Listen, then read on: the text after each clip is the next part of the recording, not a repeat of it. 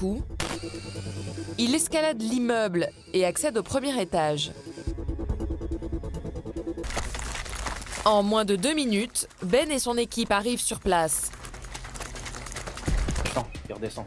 Individu vient de redescendre, hein. On a le visuel dessus, il est au niveau du kiné pour lui.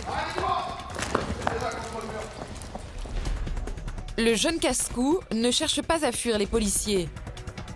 Il lève même les bras en signe de bonne volonté. Vous avez quelque chose sur vous? Dangereux. On peut vérifier, là. Oui, c'est ce qu'on fait.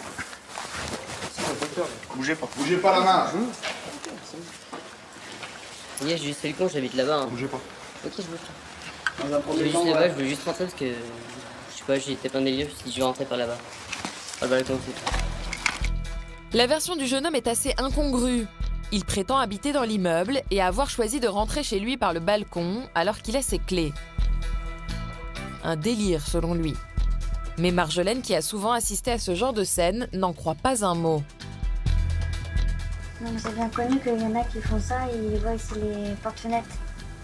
Des terrasses sont mal fermées, ils rentrent et puis... Il fugue de chez ses parents. Cambriolage comme ça, j'en ai fait des termes. Hein. Dans ce quartier, les appartements cossus attirent les cambrioleurs.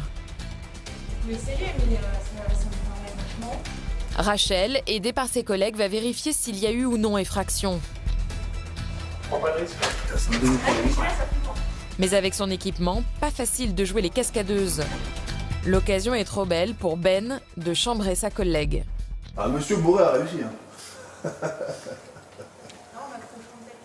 je suis léger aussi. Vous êtes en train de dire que la collègue est ou pas? Commencez pas... Je rigole, je mets un petit peu d'humour, détendez-vous. Asseyez-vous là. Je sais pas comment prendre. Mais notre monte en l'air ne portait pas de gilet pare-balles ni d'équipement. Pousse. Yes. Une fois délestée de ce surpoids, Rachel accède au premier étage.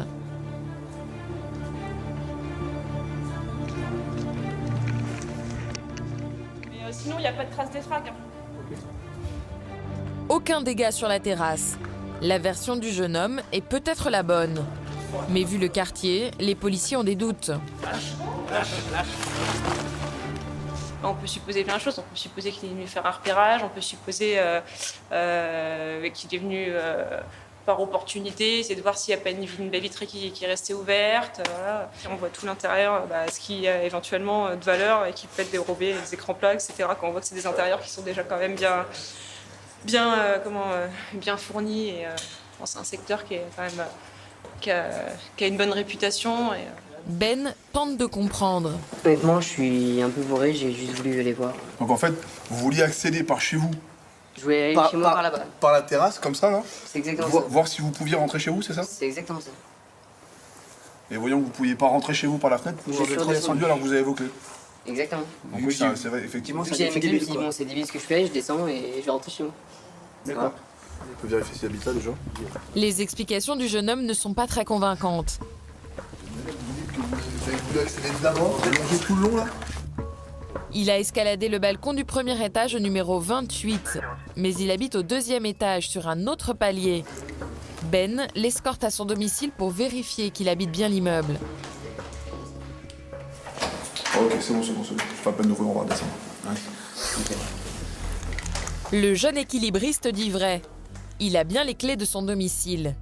Mais au CSU, Marjolaine croit toujours à la tentative de cambriolage.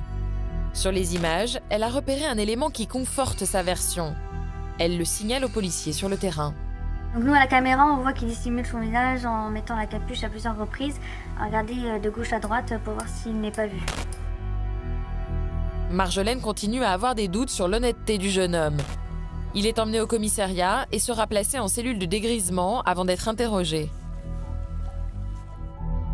On vous appose les moyens de coercition, juste à cause de votre état alcoolisé. Vous n'êtes pas quelqu'un de méchant.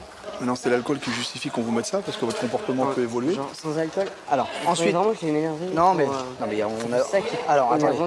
D'accord. Ensuite, là, vous allez te présenter à un médecin, d'accord? Au service des urgences, pour être placé avant de être placé en dégrisement. En dégrisement. En dégrisement, c'est ça. Et je passe combien de temps de dégrisement? C'est 6 heures. 6 heures. À compter de Et maintenant. je serai tout seul. Dans votre cellule, vous Ouais. serez tout seul. Super. Allez. 6 heures, un délai qui laisse aux équipes le temps de s'assurer qu'aucun appartement n'a été visité cette nuit-là dans le quartier. Quant à notre acrobate du dimanche, en cas de plainte, les policiers connaissent maintenant son identité et pourront facilement le retrouver.